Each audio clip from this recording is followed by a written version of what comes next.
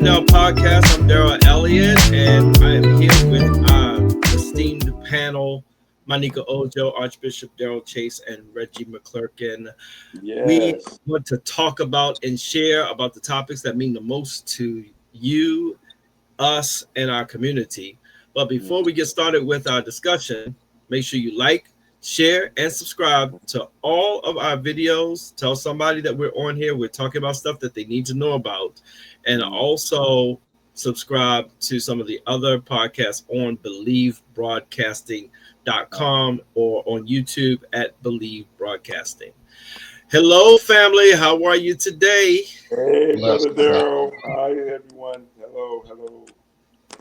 Well, we're in the thick of it. So we might as well get a hold of it right now. The biggest thing is that we're going through what is the beginning of what we can consider the dark period of this administration. We didn't waste much time getting into it. It's within 6 months or so. The immigration raids are on now. ICE is going out. We know about Los Angeles, but I also had a video today where they were chasing down workers in the field. So you can imagine how the farmers are feeling about this, because they voted for him. and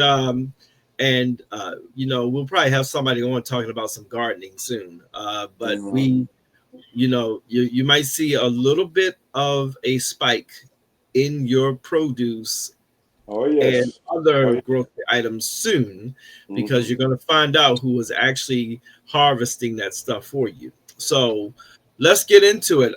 Right now, the escalation has taken place in Los Angeles. They want to claim that ICE officials were being disrupted and impeded in their operation. And the Trump administration is trying to push to claim an insurrection so that they can invoke the Insurrection Act. So it's escalating. Some say it's a distraction because of Elon Musk going on, and we got to talk about that a little bit. So it's a lot going on here.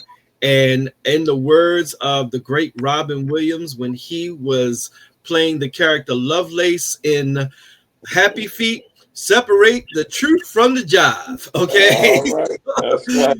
So what are we gonna do, guys? I need your help today. Where are we? What do we need to address here? Because right now we're dealing with a whole gumbo of stuff. I think the main place to begin. Anybody. I'm just opening the floor. I think the main place to begin is to really look at this immigration fiasco. Yes, that is occurring. Perfect word. And to focus on certain things that are going on.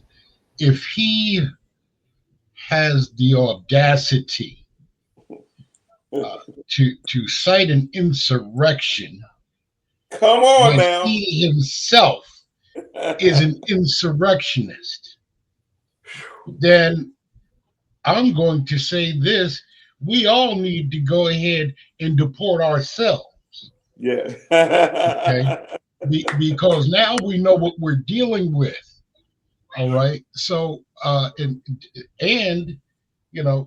funny thing is, just last week, the German president came with proof of his own immigrant nature. So I don't understand. I believe this whole thing is directed towards Black and brown people. Thank you. I don't see any Europeans, any Caucasians getting deported. I see Hispanics and I see Afrocentric people, and that's it. So we're gonna have to really uh, uh, get the implications, and then if we really look at it, uh, what's happening in California is just the tip of the iceberg. There are uh, uh, talks now that uh, the president wants to deport those who have criminal records. So my question is, where is he going to go? Where's he gonna go? Thank you. Good question. You know, I mean, so the young people have a saying: "Make it make sense." Make it make sense. Make it make And sense. I don't think there's rational thought going on. I think that it is geared by hate, division, and oppression that they want to get back to. You know, they removed DEI. There was a reason for that. They removed this. They removed that. They want to eradicate a certain type of people that do not fit their narrative. And if we are too blind to understand that, we are going to suffer. Absolutely. I hate to say it, but that's the end of that game. Anybody else have anything to contribute on that? Oh my gosh. Yeah. So, I mean, I totally agree, Archbishop Chase. This is it's totally outrageous. But I do want to emphasize too, Trump is just a microcosm of a society. Almost 50%, if not more than 50% of the population really voted for him. So really, everything that he is doing, he has been granted the approval to do. They may have some problems individually with some of the issues that he may be addressing, like some of the terminations. If they were a federal employee and they voted for him, and they may have received their termination notice, so on and so forth. But at the end of the game, you have 50% of the population that has always consistently believed in this country that this is a white country, that it does not really matter as long as you're a white person in this country. And I'm just going to say it because it's not about were you born in this country. I mean, just 7 days ago, just maybe about a week ago, 8, 9 days ago, I was visiting my great grandfather's grave in a town, 5, 6 generations ago. Most white people in this country can't go back that far. Absolutely. Yeah, so it's not about who's more American, it's who demonstrates what America should be. And it's about, the whiteness of America. And that is the purpose of him wanting to get rid of diversity, equity, and inclusion, which we know now, this is precisely the reason why we need to have it in place, because inclusion is important for everyone that contributes to the society. But other people outside of white people, 50% of the population, we have to realize 50% of the population in this country, whether they be black or white, most of them are, or brown or what have you, but most of them are white, believe in what he is doing. And, it's striking to me because I have been looking at social media, more precisely LinkedIn, and just kind of looking at some of the comments that people would make, and just really seeing the rally of support that he has to move forward and going to the streets and choosing these people. But what I have to say is that the majority of people in this country are not aware of history and what this really means. And Maxine Waters was on there because I think the California thing was deliberate to get Pelosi. Intentional, right? Yeah, Maxine Water. Well, we'll throw Karen Bass in there too. She had a really good interview with Joy Reid. You know, she's doing her own podcast on YouTube. Right. Yeah. Really, really great interview, and she's mayor of Los Angeles right now. But this is a ploy to, you know, to get back at them. It's retaliatory. It's designed to hurt people. It's designed to you know, to show this show of force. And I think at the core of this, we have to address the fact that really white people in this society, and I hate to bring it back to race, but I'm gonna have to believe, feel in some way that they're being slighted or that they are not getting as big of a piece of the pie as other people are getting, because there's too much equity in this country that allows other people to succeed, when in fact that was the whole premise of what this country was made on. So here's the thing about the piece of the pie thing, and I thought about this, is that you feel that the piece of the pie is not equitable. So your idea of equitable pieces of the pie is that you have 80% of the pie, and everybody, or 90% of the pie, and everybody else has to fight over the 10%. 99 and 1% of the pie. Right. So your idea of equitable, what's equitable, is already off. Your baseline of understanding is off, because you're not even squaring that peg. You know, you're not even thinking that you're off in terms of what does it mean for there to be equality for everyone. So now maybe you being discomforted is a part of the balancing of the scales, because there are people who've been perpetually not only uncomfortable but destitute. So then now that we're trying to balance that out, now you can't have one less ranch, you can't have one less boat, you can't have I'm sorry, you now have one less ranch, one less boat, one less, you know, this or that, and you can't just run over everybody. And that's where the resentment comes. And I'm not saying all white people have money, because that's not true, but I'm just saying in terms of your privilege. They could, if those, you know, they could have more money if the black and brown didn't have it. But let's take away the white people part of it. Let's just, we can even say too, just to be politically correct, people that benefit from the system. Yes.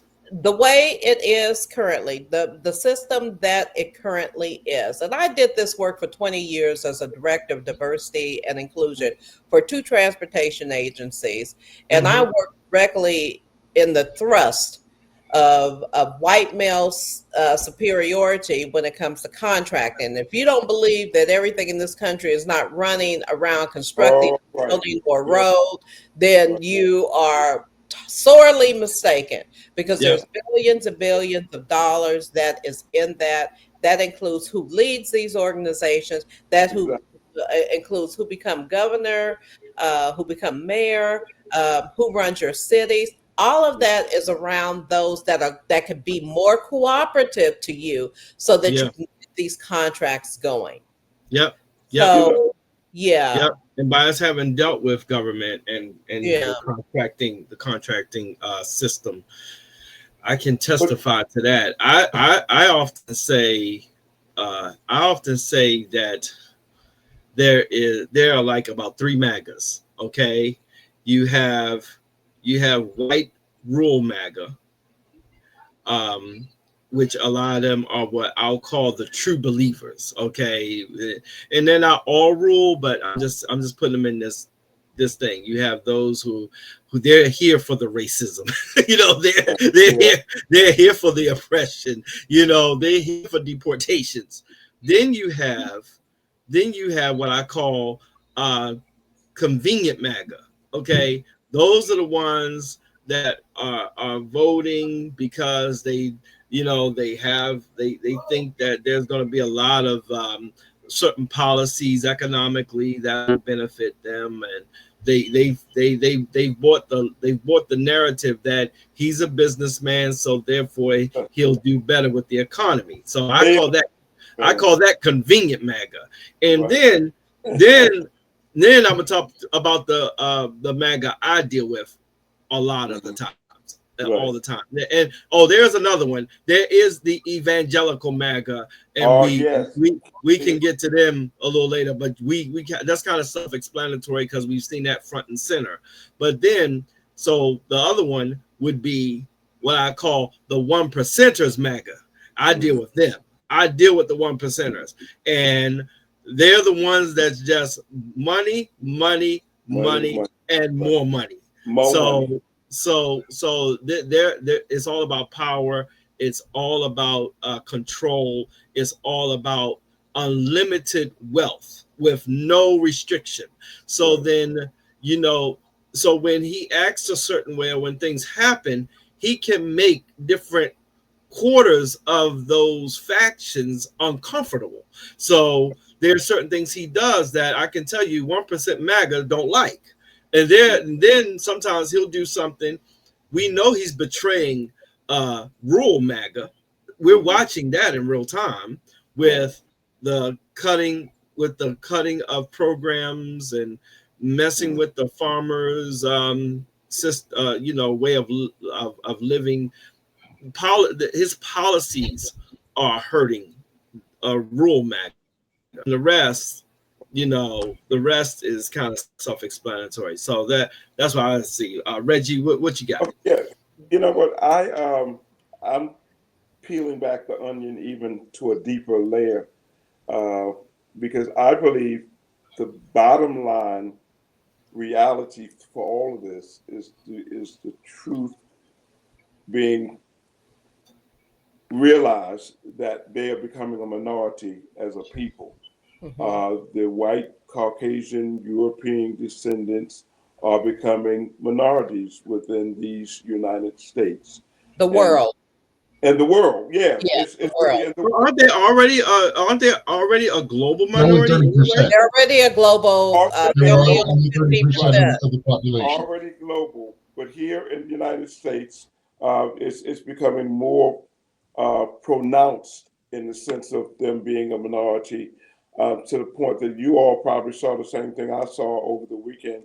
They were talking about it's a call now for fertility. They're trying to get the white people to procreate more and all that kind of stuff. But look, the bottom line for me is this: everything to me is centered around, like I said, our oppressors will never be our saviors, and this goes all the way back from the first lie when they told us that Christopher Columbus discovered America. Yet you have all of those, Native Americans who were here, along with a lot of people who look like us, who came up through the Caribbean and everything else and had settled here. So it all ties into what you're saying, Darryl. I do know that money is the governing force. And when you have both the girls fighting each other now and their little honeymoon is over, it just bothers me to the point that I'm trying so hard, Archbishop, to remain steadfast in my faith walk without becoming a cussing disciple.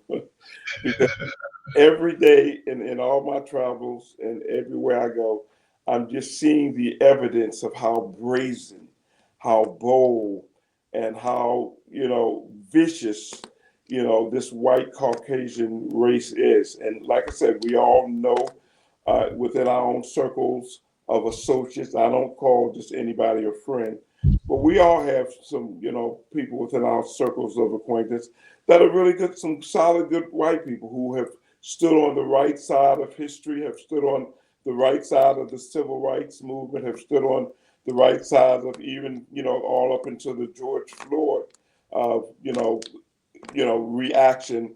But it just confounds me, befuddles me, totally just, I'm at a point, it's like my head, like Sly Stone said, it's taking me higher and higher to a place that I'm really just ready to just blow up. Yeah, rest in peace, Sly. Rest in peace. Oh yeah, gotta rest in peace. That was my dog. That was my dog. Yes, thank you for letting me be myself.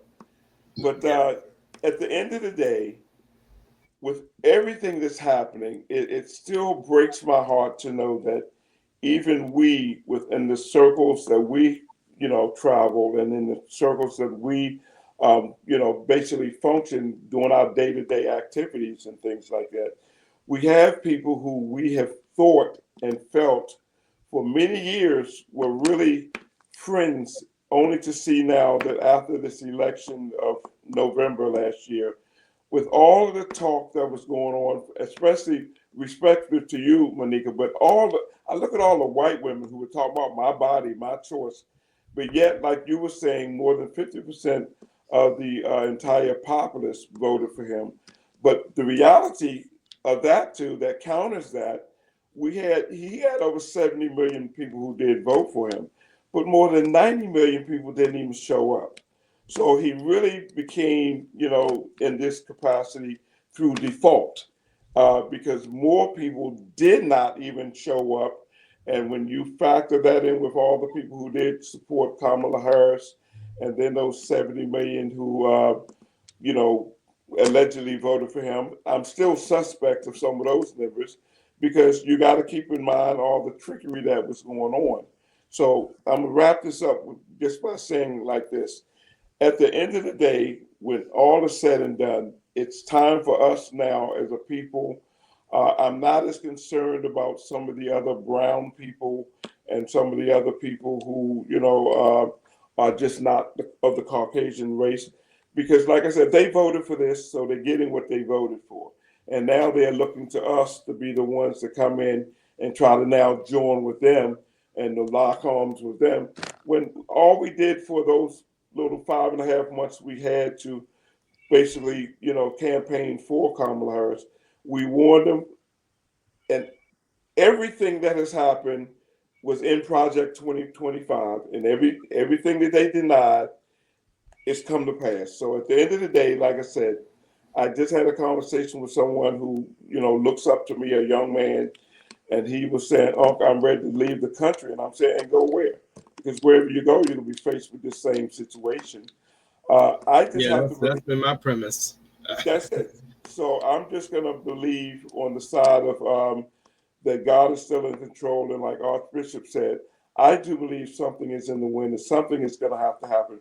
Because after, the songs that we penned, after you've done all you can, all we can do now is stand and see what happens. I got a question to everybody. One of the things that's being talked about is did the Democrats miss it? Did the Democrats miss what this was going to be? Did they really misread the room?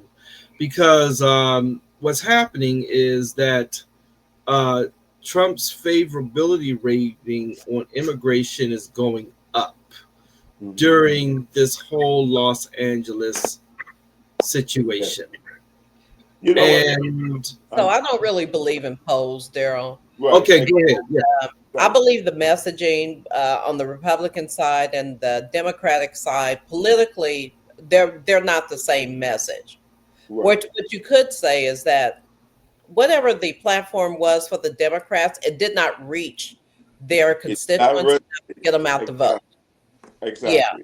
So that's what it is. However, his, which is one of hate, which we all love, collectively, people love to hate. They love to be cynical, and they love to go towards something. And if we can blame anybody for the reason why I'm paying this higher price or this, or I don't have a promotion at the job, but don't have anything to do with how much work I put in. But it has something to do with someone else. It's always someone else's fault. You see, we've become a country where we've not been allowed to be accountable for our own actions and for what we do. And then when you see people inching up to where you are, and they're able to surpass you in their mind, they're surpassing you. Then no, you're taking this opportunity away from me. So the Right. system says to people that no matter how much work you do, no matter what you do, this system is for us. This is not for you. And that's what's wrong in America, is that the Republicans are saying, no, we're telling you that this system is for you. No Right. matter what you do, you just support us and you follow along with us, and everything is going to be all right for you. We may have a few slackers that fall off, along the way, but if you just keep going, it will be okay. And this can go back. I mean, it's historical. This can even go back to the beginning of time, when Europeans were really fighting, clawing, to really survive in the caves. And then they decided that they were going to go into Africa and India and Asia, Yeah. and then immediately to America to come here. Those same type of survival skills are in them, whereas us, coming from an African continent, we have our own issues. Don't get me wrong, we have our own issues. Right. But what we did not have is scarcity. We weren't Right. scarce. Right. Everything was plentiful, and I don't want to go back, but a lot of my history majors, talk about the Diop theory, and because the fact it was so Right. plentiful in Africa, and we had food and this, that, and the other, that our attentions really went toward relationships more so than survival. And then the relationships, the notion of being respected, which I think contributes to a lot of things that go on in communities, where you see the African Americans killing each other because we're not respecting each other. I don't want to say black on black crime, because Exactly. most people commit crimes within their culture. What's in Right. there? But the senseless murders where, people coming out with these illegal guns and just shooting somebody because somebody said something or flipped them off or what have you, those are based on relationships and relational things. And I think as a people, African Americans need to examine the relational aspect of what we need to do, because collectively we have not gotten together to learn how to survive as a people. As a people. Right. And I was thinking about this, and I wanted to make sure we touch on this before we get off of the topic. Gavin Newsom. Well, first of all, I get into Gavin Newsom. I want everybody to know that to the Gavin Newsom part of it all is that he has filed a lawsuit, and the judge has given the Trump administration 72 hours. He will not do an injunction yet to stop the raids, but he will be hearing the case, and they think that we'll see how it goes. But it's to determine, was the act unlawful for him to not for him to call in the National Guard above the head of the governor without any heads up or coordination. For those of you who don't know, the National Guard are primarily under the control of that state's governor, except for the District of Columbia, where the president does control the National Guard in D.C. And very rarely does the president have the justification of ordering the National Guard. And right now, we're not dealing with a true insurrection, which is one. We're not dealing with a foreign enemy coming in, which is two. But they're going to try and claim both just because they don't like the black people. But to the Governor Newsom of it all, he really came out strong. He's visibly upset, and he's basically daring the ICE director and Trump to go ahead and lock him up. Let's get it over with. He said, "Come on, tough guys, let's go." So I think as we were saying offline, that he is this is not political right now to him. He is really from a humane standpoint, literally upset about this. But I did have a question, which I was really wondering: does this raise Gavin Newsom's national profile higher to give him some standing to run for president? Myneca, you were a politician. Can you jump in there? Well, I don't think so. I really don't think so. But what it does do is raise Gavin Newsom's profile as a human being who is, you know, who believes ultimately in humanity. And there's dignity and respect in all that you do. I mean, Trump, he overstepped his power definitely going into a sovereign state because they Yeah. were all 50 of these United States. Thank you. Remember, they've been talking about this all the time. We're We're going all to about states' rights. the states. We want to Thank take you. abortions right back to the states. We want to take education right back to the states. Right That's back why to we're states. getting rid of this. It's just totally inconsistent Mm-hmm. that when it's comfortable for you, you will usurp your power as the commander in chief to believe that you can go into a sovereign state Right. without the approval of the governor. It's flat out disrespectful. It This sets is a dangerous precedent for anybody who leads this country that they're able to do that. And really, he legally could not have done it. He just did it. Mm-hmm. Well, But I think we're missing a very big factor here. Consistently, he has shown that he believes and has come out as he is above the law. yes. The problem is, see, when you talk about accountability has to be on all ends. And so this person has no idea of what accountability is because he has consistently used whatever loophole he could to avoid penalty. Yes. Okay, so here's the thing: when you were young and you disobeyed your parents who represent the law, okay, we got spanked, we got punished, we had things taken away from us. This person has never had that. I heard you All about to say he this has had, Joker. I heard you about to say this Joker. That's what I heard. like Brother Reggie said earlier, I'm trying to keep myself calm because I don't Yeah. want to become a cousin.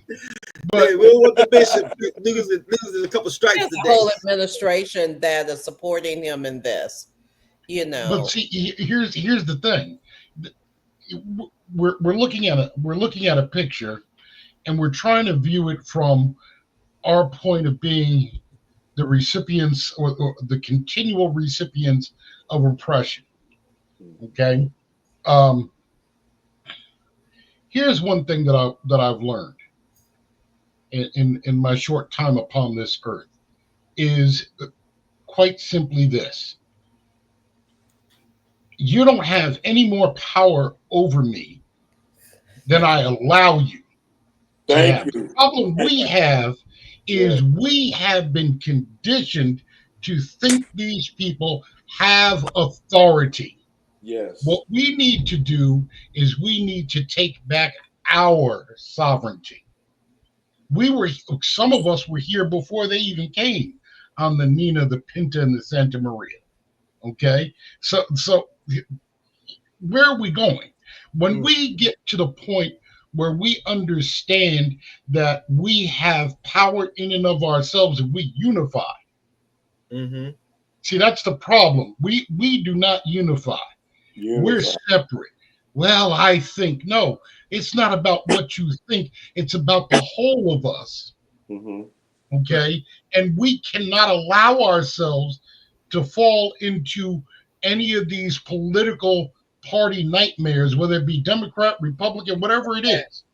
What we have to start doing is we have to start looking at what is best for us as a Mm-hmm. community of people who are actually in a continual war against our oppressors.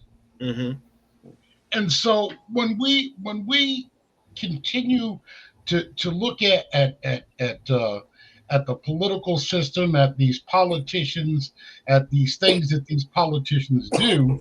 My question is, what are we doing as a people to stop it? And we can use all the stuff that we want. Well, we got to get out and vote and so on and so forth.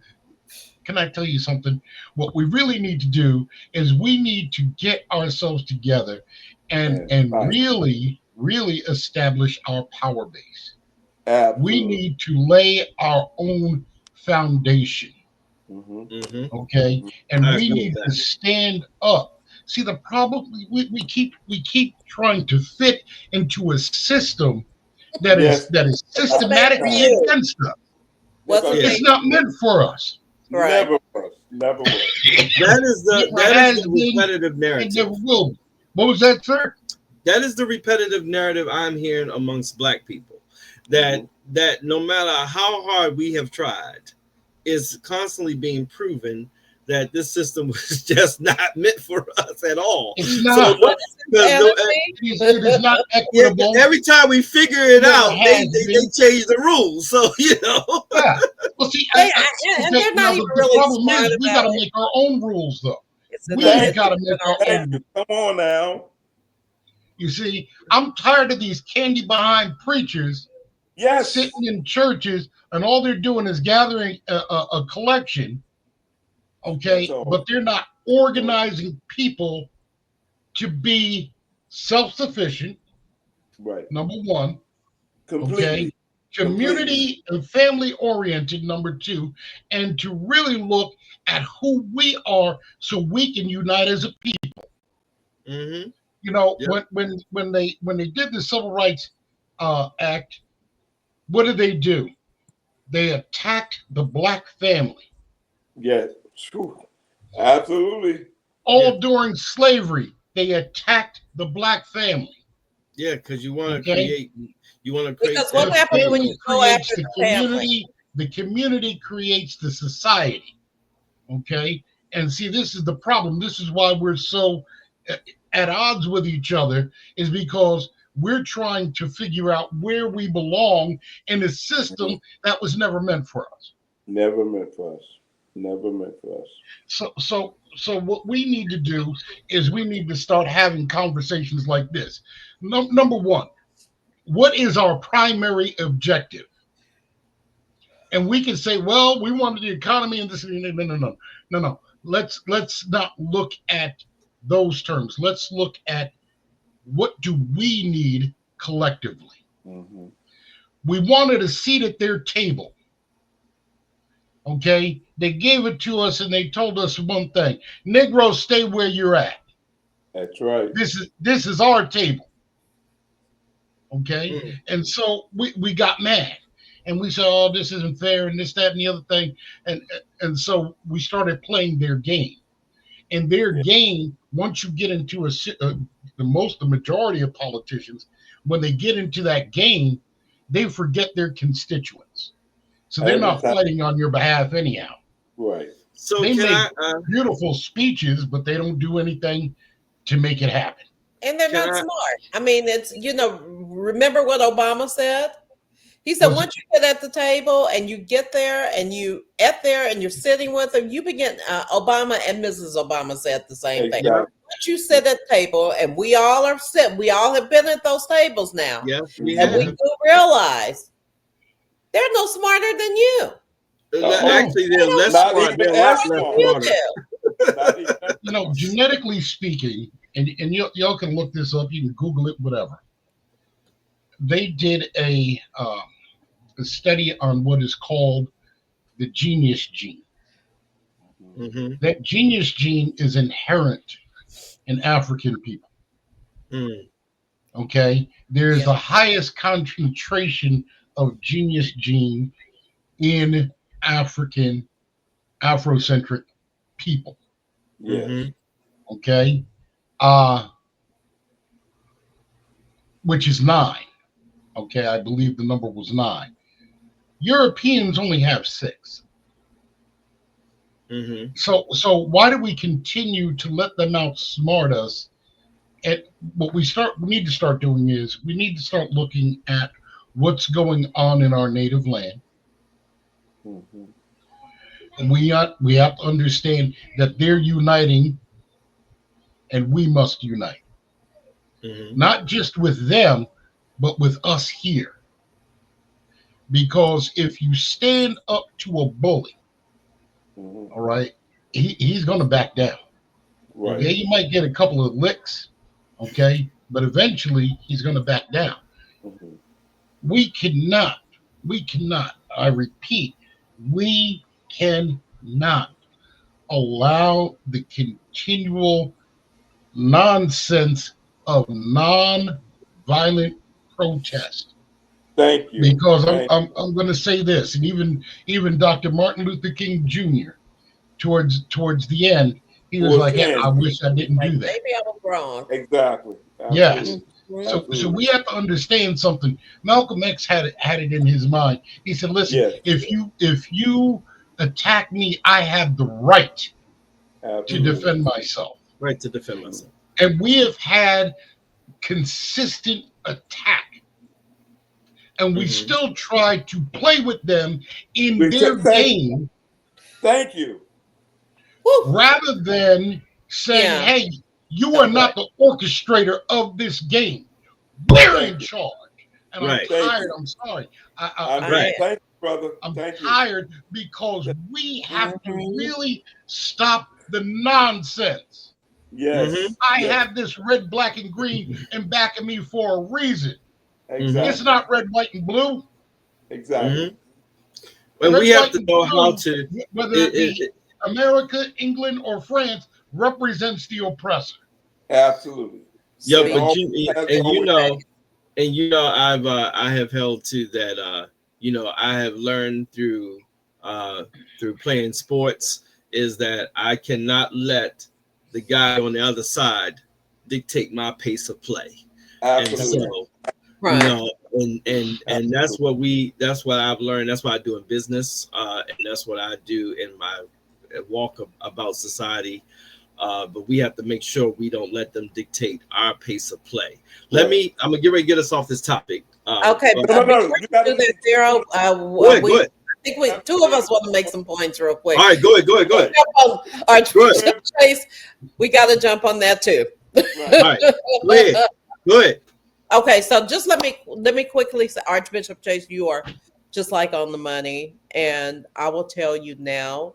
I will tell you privately some of the efforts that I have been doing. But number one, I've never been one to keep my eye off the prize. That's Right. number one. Thank you. Number Thank you. seven, and it's important. But I also hold people that are around me to that same level of accountability Thank you. when it comes to having relationships with people that I consider to be my enemies. And I have a dear friend of mine, I love her to death and everything, that I really had to just tell her that I can't be friends with you because you're friends with people Absolutely. that are my enemies, so to speak, Right. in this community that I live into, and I love her to death. But I'm like, you cannot be my friend and bring same people to the table Yeah. if you know how they treated me Thank you. in this community. You can't be friends with me because Right. silence to me is complicity. Right. And if you're complicit and you didn't tell me or give me or arm me with the information to Thank fight you. with, you're not my friend, and so the people that you're dealing with are not my friends. So I'm very, very close, and I'm very and that line it's clean cut when it comes to that. And I Yes. will tell you, that's level of self-sufficiency and sustainability.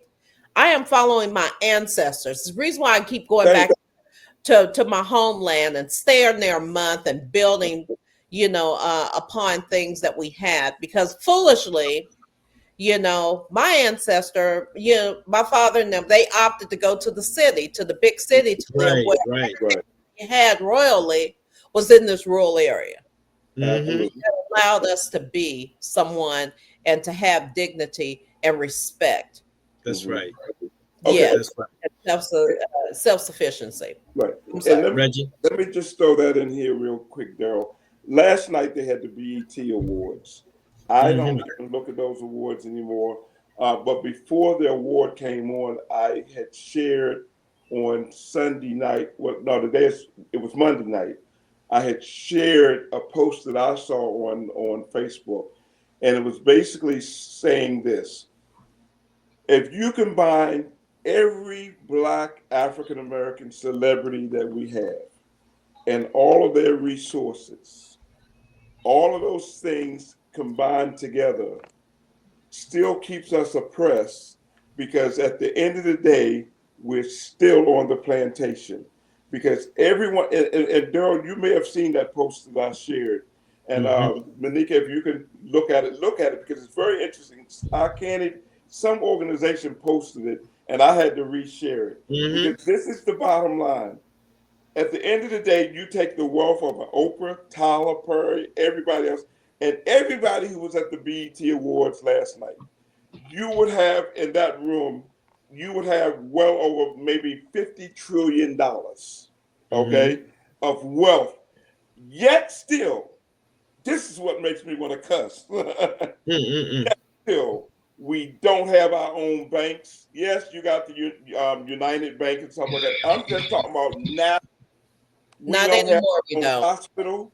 We don't have our own grocery chains. We don't have nothing of a level that can sustain us nationwide, because the moment, and this was the gist of that, this is why I had to say this. The gist of the post was that, and you all got to look at the video. It's about a 4-minute video, but it was so powerful. After all that's said and done, we're still owned, because every one of those athletes, every one of those actors and actresses and everything else like that, still basically, because you take the athletes, 85% of them will marry outside of our culture, and they give the money right back to our oppressors. Well, that's what Bernie Mac said. He said that's how the white man get his money back. That's how I get it back. Just send his daughters and granddaughters out there and become a snow bunny. But at the end of the day, even when we have the resources, we're not trying to build another, like Tulsa, Oklahoma, a Black Wall Street.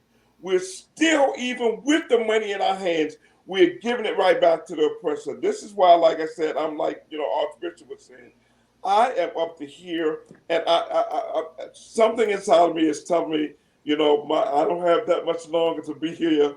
I'm hoping, like Martin Luther King said, yes, it's my desire to live a long life. But I'm at the point that I'm ready to just take my little Uzi and stuff and go join the not effing around crowd, the crew, because we gotta keep you on the right side, Reggie. Please, we holding you in. Please. It's only a temporary solution. Yes, but we can't keep up with this little thing of let's try to go along and get along and all that kind of stuff. None of the system is not designed for us. Take our money, pool our resources together, and I don't care. Like they said, I don't care if we have to take a portion of every city and just make that a conclave just for people like us, not skin folk who not really kinfolk, but the people of like-minded, conscious, and do for ourselves, because it just ticks me to no end to see all this money, and this is why I can't even look at those shows no more. Everybody there styling, profiling, walking the red carpet, but what are they doing for the community? Absolutely nothing. Well, I'm gonna just quickly say this real quick. I'm sorry, Darryl. That with that being said, I know a lot of them are doing as much as they believe that they can. But the message that they send out is what I believe that you're talking about, Reggie, is that, everybody's walking in with Bob Mackie gowns. They're walking in with Louis Vuitton purses, $200 and $300 makeup jobs, $5,000 hairdos and stuff like that. And we all like to look pretty and this, that, and the other, but the money doesn't stay in the community. What I do want to say, though, in honor of Shabuzi, yes, okay, there, if you've been seeing him, Did you see his yes, African-inspired outfit that was designed by an African designer see that clip. from head to I toe? did see that clip. I did. But, Yeah. but see, that's the other thing. And I'm gonna just say this very quickly. I am, like I said, I am so Africanized, if that's the right word. I don't understand how here we are allegedly perceived as being free now, but yet you just hit on it, Myneca. What sense does it make to spend $5,000, $10,000 for a purse, a darn purse, and you ain't even got $50 in the purse? I don't understand. Who's that? Here we are. That's a whole other conversation there. We done jumped off the train. Yeah, because now it's the same thing that made them have Lincolns in in the back driveway of a 1-bedroom house in the hood. 76% of luxury items are sold to poor people. I think we're missing the point of that entertainment industry, though. Right. That entertainment industry is only there to entertain us. They have reins on them. Keep us oppressed. And to keep us oppressed. Right. That's what they're there for. Michael Jackson made it, so gave us a warning. Be the same thing. And that's just Michael Jackson gave us a warning several of them. That's right. Yeah. Well, what do they do? What do they do? They controlled our minds by making us addicted to entertainment. Woo! Okay? Woo! We grew up with the television in our houses. That was the boob tube. That raised 2 generations. Mm-hmm. Okay? Mm-hmm. The music industry. Yeah. Okay? And then when, black Americans in sports, okay? So the message is given. The only way that one of us can make it is in and through the entertainment industry. But when you get to a certain point, you're told specifically, hey, we're going to give you this, but it's for you. Right. Not your don't share it. Not your community. You don't put it in your community. Because if you do, we're going to tear that down like we did Tulsa. Yeah, well, once you go to empower more than yourself, that's when all of the knives and the booby traps start to come into play. It's in the contracts, though. You know those contracts we have to sign with the NDAs and stuff like that. The clauses are in there that you cannot extend this beyond yourself and your family circle and stuff like that. Because anything that helps empower your community, they will pull. And that's what that video that I was telling you all about. Check it out on my page. It's on the Facebook page. But that's what it's all about. Because it's by design. It's by design. I'm going to read something real quick from, I won't name the young lady. I can hear you. I just got to get some more water because I'm no problem. I'm gonna read this from a young lady that we know in our family, and she said this. She said, "I find it genuinely crazy that people I grew up with, people who have spent multiple nights with me and genuinely thought cared about me, can genuinely sit there and support the BS ICE is doing right now. The same ones that sat at my kitchen table begging for a plate of my grandma's food. She was never a citizen. The same people who slept over in my home, even around my family. Multiple cousins have lived with me from elementary, high school, as they worked on getting their green cards or citizenship. And knowing at one point my own father was not a citizen or legal, he has been a citizen for quite some time now. But I just find it so insane that these MFers can come spew this BS in my face, knowing that my family being around them and had nothing to say, but will spew BS online." And she said, "This is the end of my rant for the day, basically." And to the point is that we are looking at, I think there's a scripture, Bishop, that talks about where God will separate the sheep from the goats, So you're uh, right. the chaff from the wheat, Wheat right? from the And chaff, right. Mhm. we know that there is a revealing of who one is right now. There's a part of this that feels there's a part that is sad. There's a part that's appalling, but it's also a part to what Myneca was even pointing to that may be necessary. Because at the end of the day, you're going to need to know who's really riding with you. That's right. Uh, You better. you need to know who are the ones that are going to be 100% no matter what are really in your corner, because when things get real, you don't want to be looking over your shoulder and people are missing. You need to know who's really with you and who's for you, and then go with that. I want to give a special shout out to some of my actually college classmates who have been standing up against some of this foolishness, been co-signing my posts when I talk about Black issues. All right. And these are my white Mm-hmm. my white brothers and sisters. I will call them that Mm-hmm. because some of them who ain't skin folk are more kin folk Or for more me. people. That's right. That will stand up and really ride or die. And I do want to give my family out there, y'all know who y'all are, Right.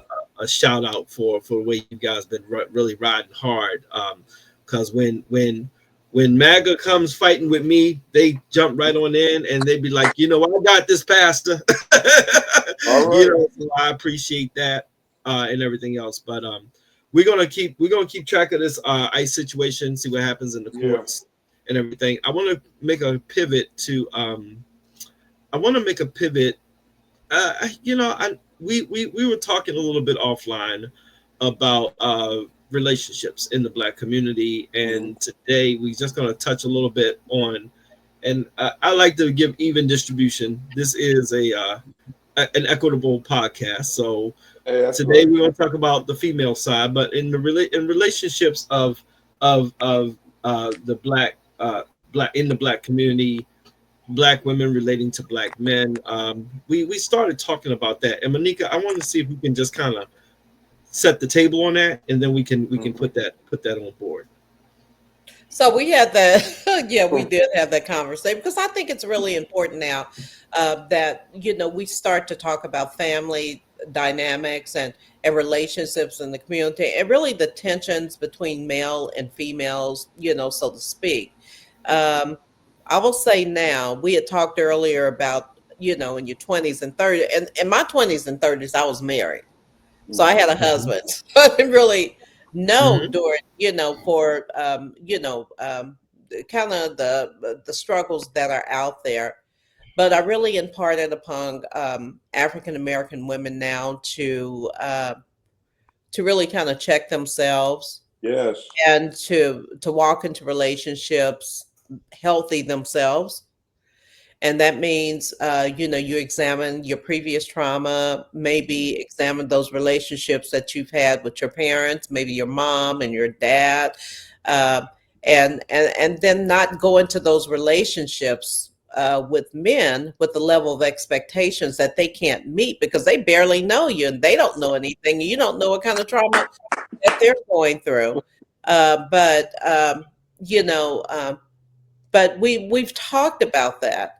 But the mouth, the mouth is like your words are like swords. Mhm. Someone can give it to me better than what I just said, but they're like swords. So using your tongue to lash at someone, um, really, when it's really about your internal issues, is not fair to the person that you're becoming involved in. And I believe on the other side with African American men, there's a level of expectation that they don't really know how to approach, especially if they're single or if they've been hurt or what have you, on how to approach because they're scared that maybe they're not good enough or anything. And I just implored that women, never walk into relationships believing that a man has to be your savior, Mm-hmm.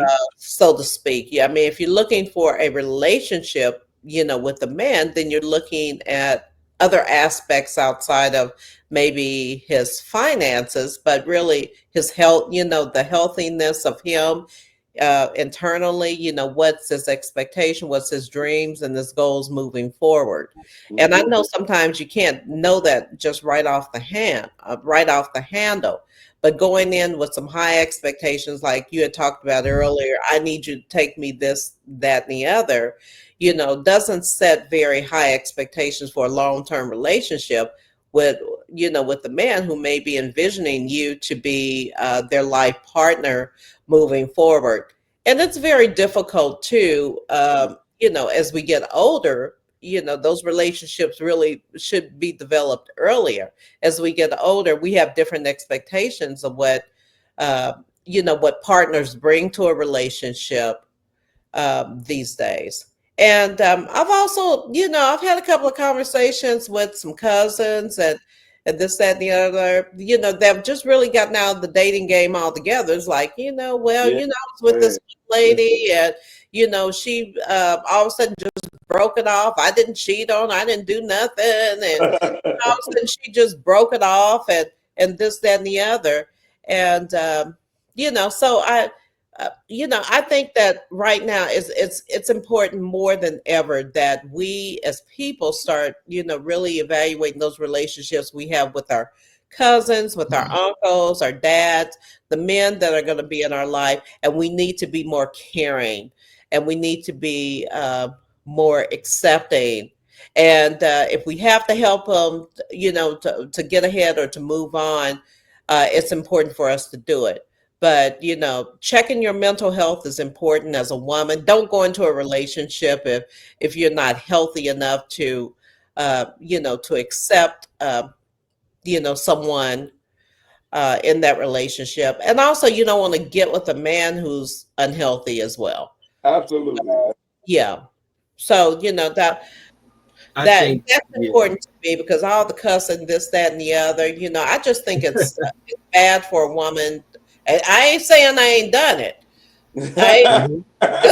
Can't none of us claim innocence in that department. I can't claim it, but I just know it's bad, and I saw it happen to someone very close to me that I have known all my life. So, and I'm like, this is not consistent with that person that I've known all my life. Right. So, right. So I'm just like, no, sis, you're wrong.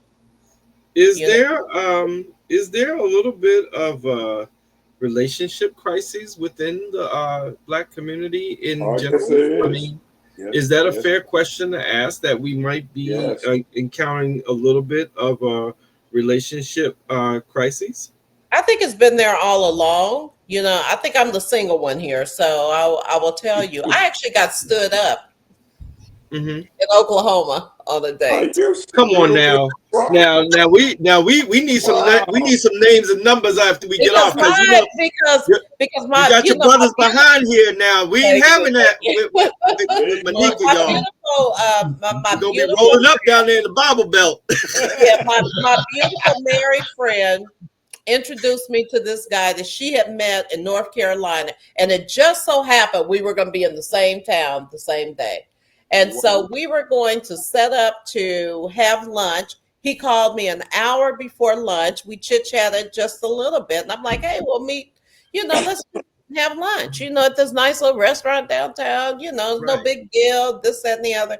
And then next thing you know, I got a text maybe 20 minutes before I was going to leave the house to say, I'm not feeling well, so I'm not going to go. I'm going to go to the vet.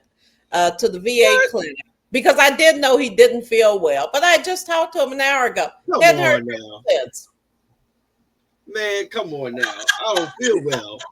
I'm going to have to send you some holy water. Okay. Yeah, I got stood up by a 66-year-old man who had a triple bypass surgery. Oh man, boy, you better get while the getting good now. Then you had somebody who's willing to nurse your little behind to health. I wasn't a nurse, but and you can't show up. You can't show up for coffee. Come on now, bro. I swear it happened. Come on, bro. No, we're gonna have to call him out. What's his name now? Not his last name. Just his first name. What's his first name? Let me talk to him for a minute. We'll call him. We'll call him Lenny for right now. Yeah, we'll call him Lenny. Yeah. Lenny, you done messed up, bro. He messed up. Yeah, he messed up big time. You done messed up. Lenny, we're gonna pray for you, but what we're really praying for is that we don't get a hold of you. Yeah. We need a little bit more. I'm sorry, Bishop. I think I'm a little more old school. I love my brothers. I'm a little old school. You got to kind of bring the pressure a little bit. I was trying to be nice and diplomatic. Right. Then he needs he needs to be taken behind the woodshed. Yeah, well, I was going to lead him there. See, the whole thing is, we've got to remember that the Rod and the staff, they lead. Yeah. Okay, now if I'm too rough, he gonna get scared. Okay, you just want to give him a little. You just want to give him a little encouragement, as we say. All right, we already know he's broke down. Motivation. Yeah. Let me pray for you real quick. Lay hands on you. But you know what? But you know what? And this is the thing, a little shameless plug here. We do the Love Fellowship, right? Every month with our ministry. And the purpose of the Love Fellowship is to celebrate God and celebrate each other. But along with that is about emphasizing on loving and how to love. And love is so broad in its scope, but if you do it right, you do it right in its context. So my whole thing about this is that do we love and value one another? And we can put this in the black zone right now. Do we love and value one another enough to show it through these simple actions? Like showing up is a simple action that you can say, "Hey, sister, I know we're just meeting one another, but you know what? I love and respect you as a black woman, as one of as my family, with our people, and I'm going to come here and I'm going to delight, have a delightful time with you, just so we can connect and get a chance to know a little more about each other. Whichever way it goes, I don't lose, and that we learn how to relate. I think we have a problem in our socialization, quite frankly. We do. There's definitely. Yes, it was just lunch. One of the biggest problems is, and Madam Mayor hit it on the head. We have these expectations. Mm-hmm. Let me go back to the creation of man and woman. Okay, and I want us to open our eyes on this. Mm-hmm. Mm-hmm. Adam and Eve were placed in the midst of the garden that was eastward in Eden. What did they have? They had it all. They had everything. But they didn't. But in order to get it, they had to go out together. Oh, so this is one of the problems, And I watched the shift, and I remember talking with my father back in the 80s about this. I said, "Has there been a shift that you can see?" And he said, "Yes." Mm-hmm. You see, when they were growing up, it was like, okay, you had goals, you had potential.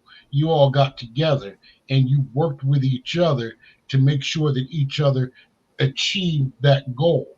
Okay, and that forged a real bond. Right. Okay. Today, It's not about what I can do for you. It's Right. about what you can do for me.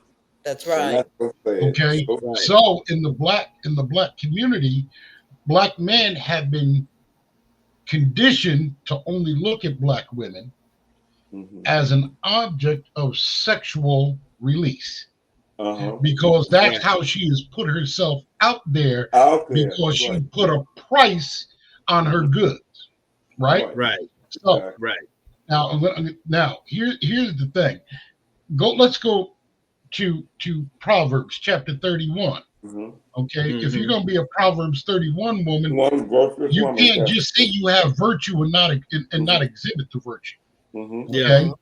Now Yeah. I do blame the church. I blame the church, because the black church, because these Negroes, and I call them Negroes. They were in the pulpits telling these females that unless he has a house with a 2-car garage, okay, to give you a 4-carat diamond ring, and I'm like, okay, and so now women of today have been conditioned to think that that's their value, but they don't show any value. Okay, so and then the unreal expectations that they have. Okay, I'm just meeting you. You want me to do your hair, your nails, get you a Bugatti? What, are you kidding me? Okay, Man. and so Man. in the black community, we look at each other as what we can get rather than what we can build. See, our parents and our grandparents, it was like, what can we build together? Let's build a family. Let's not just have a family. Let's build a family. That's it. Okay, let's build. That has to be. That's an ourselves. intentional act, though, right, Bishop? You have to. Yes. I mean, I'm dealing with. I deal with people around the world, and currently, right now, there some of my partners in India, and the guys are getting married left and right over there, and they talk me through when the families have arranged the meeting with the man and the woman. Then the man and the woman get a chance to see if they like each other, and then from there they decide, do they want to move forward with trying to get married, and they have the process that they do, but it is all done with with respect and love, and they're intentional. They're intentional about that. They're intentional in how they treat one another. So if they don't like each other, it is respectful. It is, it's a different way that they go about relationship, period. With the way we kind of here, we're kind of all on our own here, in the West. But I just know that there's. Would you agree that back in the 80s, towards the end of the Gen Xers, okay, the focus was not on raising your children; it was on being your children's friends. Thank you. So you didn't get taught. Sir, I was born early in the Gen X arena, so but you didn't get taught later on that you have, in the process of building a relationship, you're not just building something for a one-night stand, a romantic interlude. You're building for your life. Right. Okay. And so when we talk about the principles of Adam and Eve, Eve was taken out of the side of Adam. So you're not going to give to that which is against you what they desire when you can't get what you need. Right. The number one thing a man needs is respect. Right. Absolutely. If you talk to him sideways, he's going to treat you sideways. He might be a simp for a while, but even a simp will get up. Absolutely. Okay, that's Just number not one. a way to go into a relationship. Number two is don't put your hands on a man. If he gives you the respect to keep his hands off of you, you don't put your hands on him, because I'm going to tell you what happens. There comes levels. Yes, Mhm. yes. And once you get to a certain level, you are no longer a female. Right. First of all, you're no longer my female. Exactly. You're no longer a female. Now you're an enemy. Absolutely. You're attacking me. Right. Yeah. Okay. Do you know how Yep. many men that I've dealt with that have had violent wives? Right. Yes. And the reason why they were violent is because they had unrealistic expectations. And they had trauma. Yeah. That they've never dealt with. You know, I mean, it's like, do you know how many men have that are trying to date a female in the black arena have baby daddy drama? Forget baby mama drama. Right. Baby daddy drama. Baby daddy drama. Yes, I agree with you 100%, Madam Mayor. Well, I've seen it happen in my family with the baby daddy stuff, where the dad wanted to be a part of the family, and the mother weaponized the child. Wow. That a relationship, it became dysfunctional, not just between those two, but he wasn't able to have a relationship with his son. And then as a result of that, he wasn't able to help his son once he got old enough, because he wasn't aware of all the things that were going on, because this woman had weaponized that. And how many women had those baby daddies, and really, while they are dating, they're secretly seeing the baby's daddy, because the baby's daddy has an ultimatum.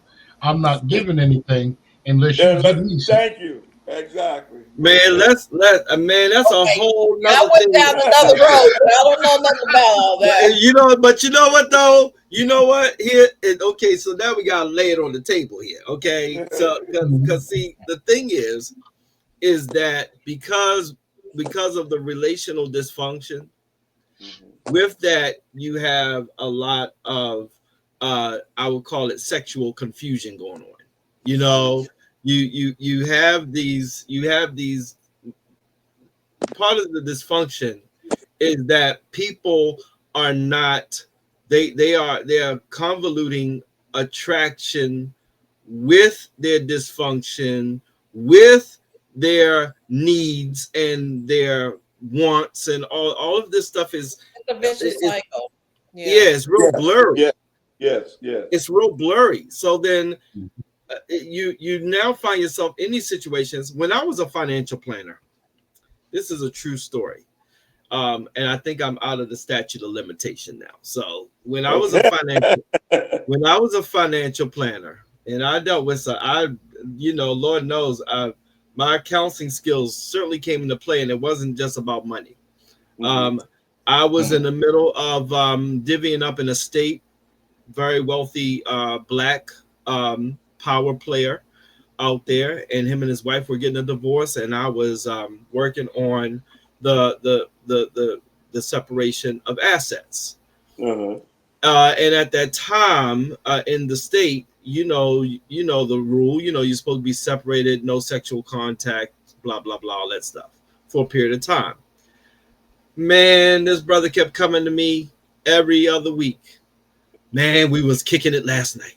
Me and her I said, I'm like, so why are we doing this? I had to sit back in my chair, at my desk, piles of paper and all this stuff, court orders and all this, and I just stopped. I said, look, why are we doing all of this? Absolutely. I mean, you guys obviously have something with each other, but you are hell-bent on breaking up. You're not going to be broken up, right? I had to look at him. I said, you're not going to be broken up. I mean, so we're gonna do all this legal work and everything else, but the way this is operating is that, and I had to tell him, it looks like you guys aren't committed to doing the work. Exactly. You know, you know, and thank you for paying me all this money to do this, but at the same time, you know, you guys are going to be back in here batting your eyes talking about, you know, we reconsidered, and then you're going to get you got like the vicious cycle you talk about. You're together, you're not together. Then there's the boyfriend, and now somebody else done slept with somebody else, and all this craziness. I can't tell you how many people have had these revolving doors only to come back and have to deal with each other. And the kids are like, I don't know what mom and dad is doing, you know, and all this other stuff. And it's because we don't understand the work of loving each other, the having personal restraint, you know, because, you know, now we're dealing with this whole revenge sex thing out here, you know. That too. I can't tell you how many people I've had to deal with that have slept with somebody else because they were mad with the person they really in love with. And all of this craziness that's really bringing a lot of harm to the community. Am I tracking right here? Yes, you are. But there's something more to it. Oh, go ahead. But we say, Myneca. That's some crazy stuff. I mean, it sounds, you know, it sounds dysfunctional to me because, you know, that's a lot of things going on. I mean, during my marriage, I was always faithful. My husband wasn't faithful, but that's the reason why we're not together. But, you know, it's just pretty clear cut. I'm like, you know, you can do probably anything, but don't mess around on me and, you know, go through all that trajectory of lying and this, that, and, you know, no one has time for that. And you really, it's hard to come back from infidelity. It just really is. You just don't do it. You know, you know, when somebody's kind of gone that way, you know, you just kind of leave that alone. But you know, see, I've seen, and I didn't have a chance. I could have cheated. Well, see, that's the thing. I've seen people get cheated on, so they feel obligated to cheat. So what is that? Do unto others as you had them do unto you. Well, do unto others as they have done unto you. That's how they see it. But here, let's really look at the underlying issue.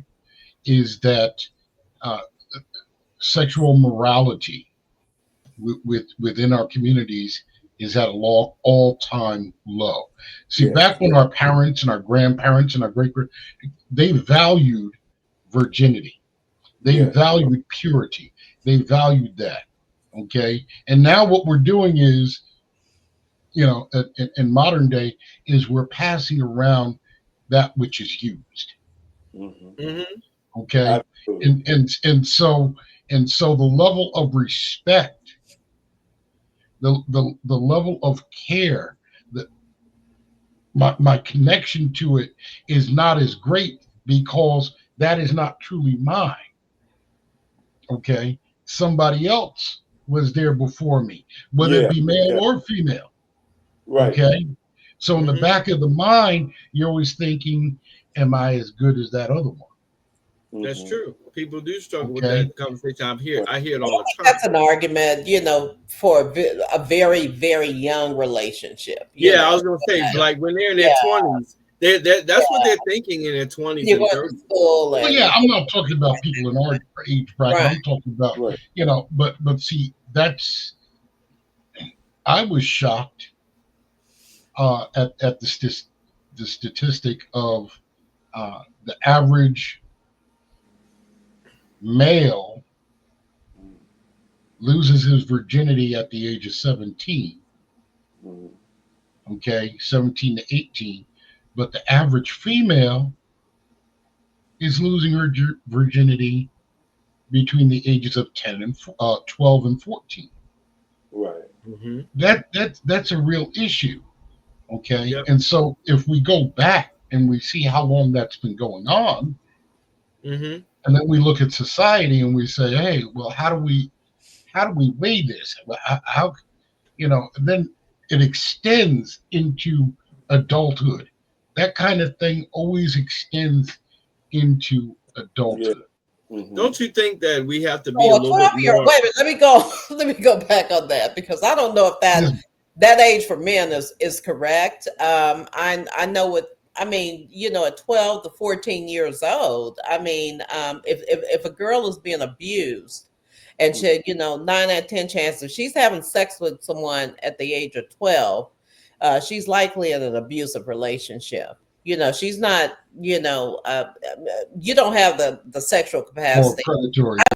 You know, at 12 years old, you barely, you know, having your first cycle at that age. And if you're having your cycle younger than that, it's likely that you've been abused. And about 60 to 70% of women have been abused. 60 to 70% of women have been Yes. sexually At Yes. some time in their life. abused at some time in their life, and most likely when they are a child, because it is just simply not safe to be a woman.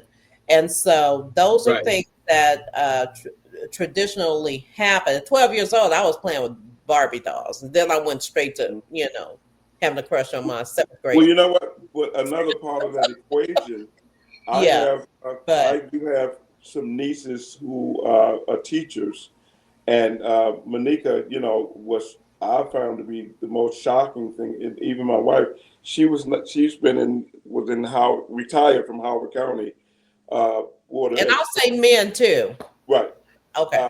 She wasn't in the classroom, but there were so many examples right here in Howard County, Maryland, where kids in elementary school were displaying and getting caught up in sexual forms of sexual activities and things like that. So they were seeing things, and I'm talking about 7, 8, 9, 10, Yeah. 11.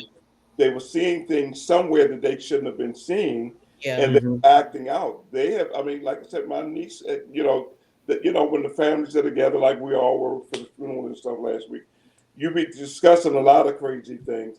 And that was one of the things of how young these children are now, who are storing and displaying. And so you're absolutely right, because any child that's 7, 8 years old, female child, and she is physically allowing herself to be touched and everything else by, you know, guy, you know, not just little boys, but some of the older ones.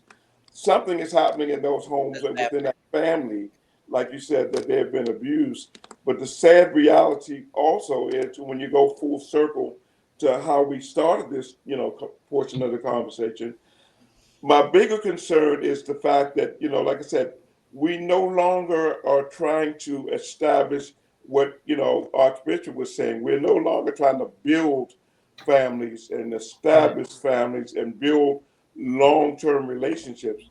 I got to the point, like Darryl was saying, you know, I love the classical music, and I got to the point I absolutely refuse to play for weddings now, because the people in their 20s, you know, when they're getting married, they just want the pageantry.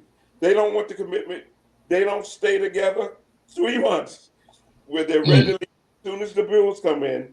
I mean, my nephew, like I said, just got married on Sunday, and we went all the way up to Claymont, Delaware, a wonderful banquet hall up there, the Waterfall. And it's, to me, one of the most beautiful banquet halls I've ever seen.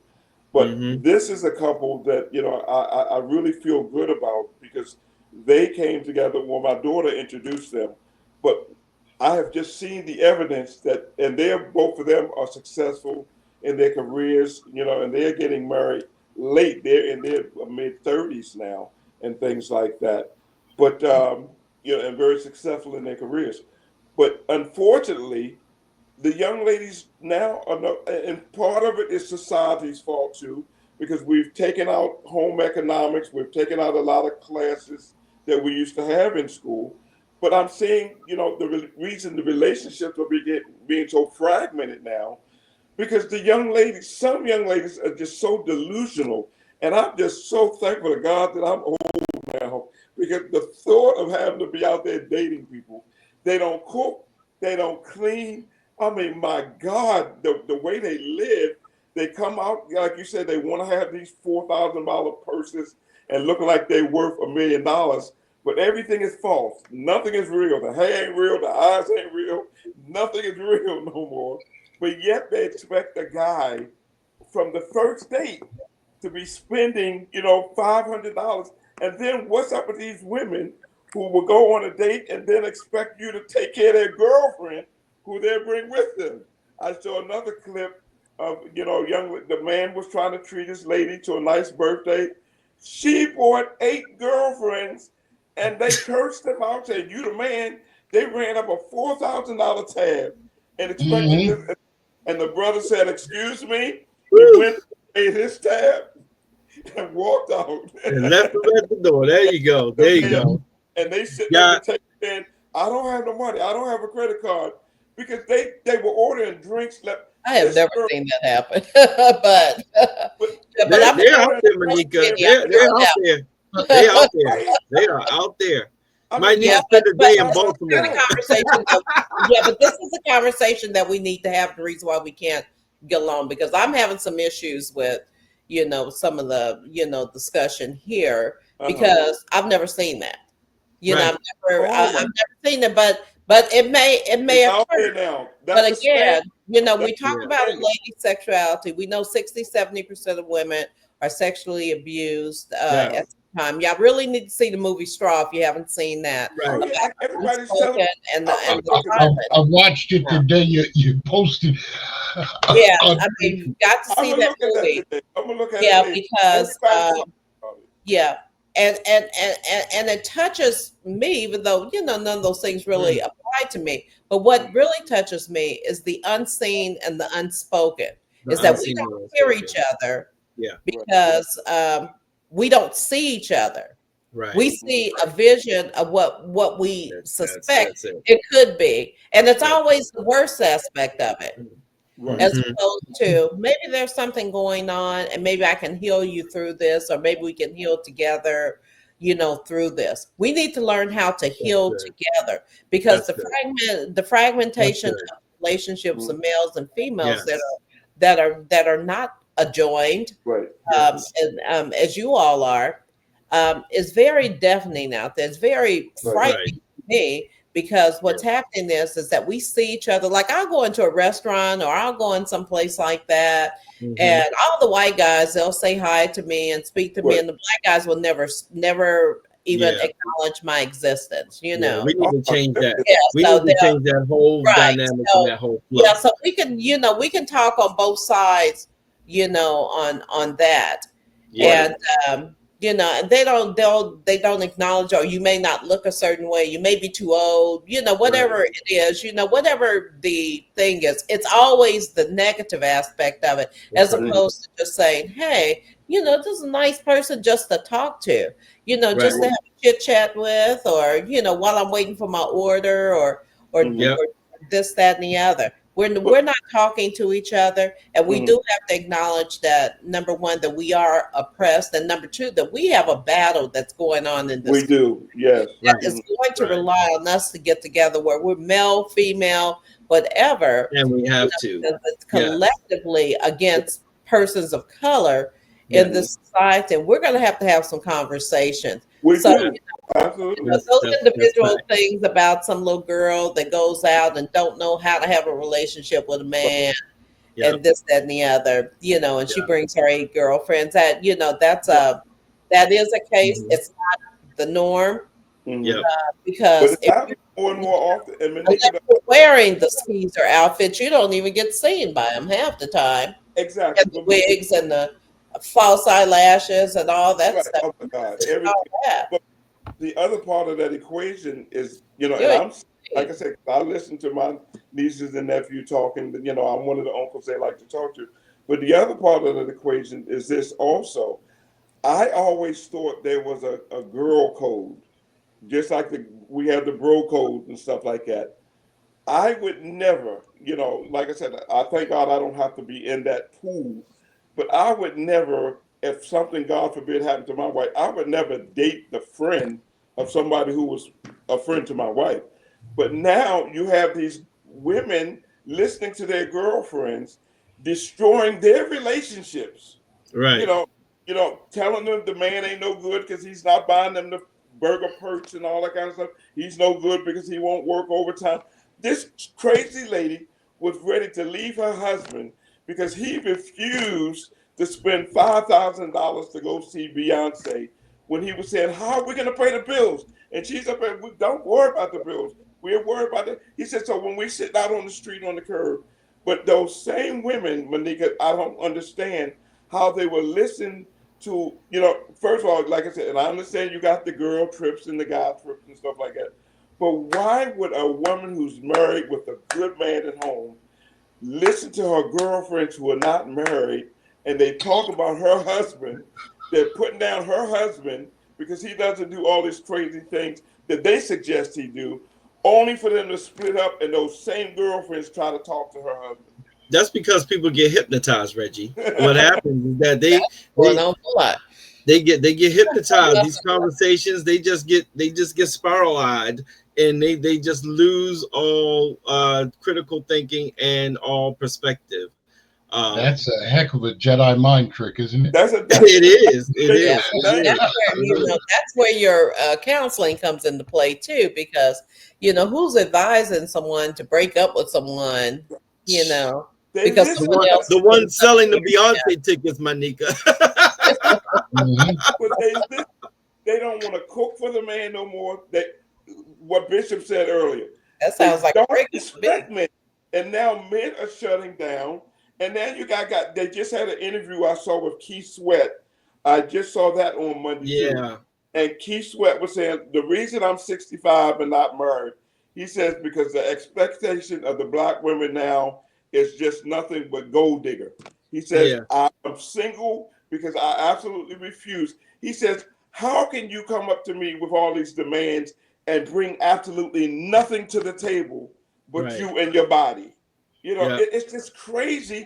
They don't want. No, I don't cook. I'm not your mother. I'm not gonna clean up. You got to get a housekeeper. You got to take care of this. You got to take care of that. And then the other woman was saying, like, so you want me to move in and we could do 50-50 on the bills? She said, but you was already paying the bills. So why should I do anything? Where did they get this unrealistic expectation that they don't have to do anything? I think when we understand what love and cooperation really means and how it flows from that particular, because it looks different from different relationship perspectives, because they, but once you know what the core of love really is. But that's the thing. But we don't love ourselves good enough, so we gotta get better at that part and know how to call ourselves into discipline, and then we can better relate to other people. We're not good at talking sense into ourselves. A lot of people struggle with that. So I think if we get a little bit better at understanding how to communicate love and how to express it and what it does not look like, understanding that, that's the better thing. But I'm gonna get ready to close this out. Bishop got to teach a class, but this is a good discussion, guys. We got this one going. But Myneca, before we get off of this, you better watch it, because a lot of those young guys in their 20s and 30s now are looking for the young ladies in their 50s, 60s and stuff like that now. Well, yeah, you don't have to worry about that. That's now,